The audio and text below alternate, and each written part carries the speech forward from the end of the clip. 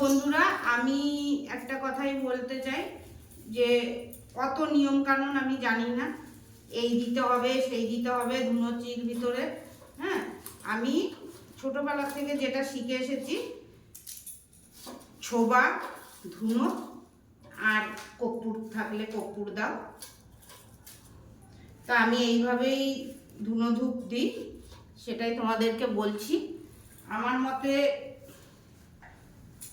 দারোয়াস, আমার মতে ধুনো ধূপ দিয়ে দিলেই অত ওই এই এর ভেতরে এই তেজপাতা, এই এই লং, এই তা অত কিছু করার দরকার নেই।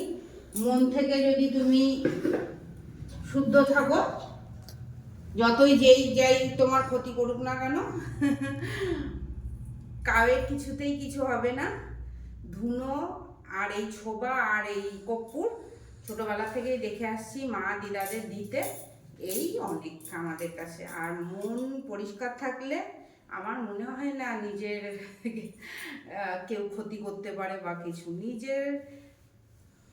নিজেকে সবসময় ভালোবাসতে হবে, নিজেকে ঠিক রাখলে আর নিজেকে মনে করলেই যে আমরাও ভগবানের সন্তান, আমাদের কেউ ক্ষতি করতে পারবে না। ঠিক আছে, চলো। তো এই হচ্ছে আমার ধুনো ধূপ।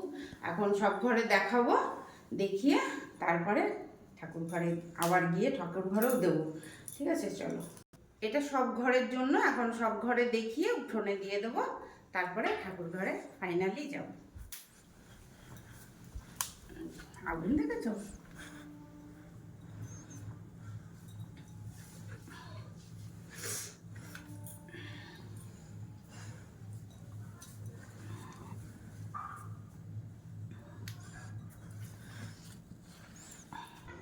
তো গাইস, তোমরা দেখতে পাচ্ছ এখানে মা ধুনুচি রেখে দিয়েছে, প্রদীপও জ্বালিয়ে দিয়েছে। এখন আমরা যাবো, চলো ঠাকুর ঘরে।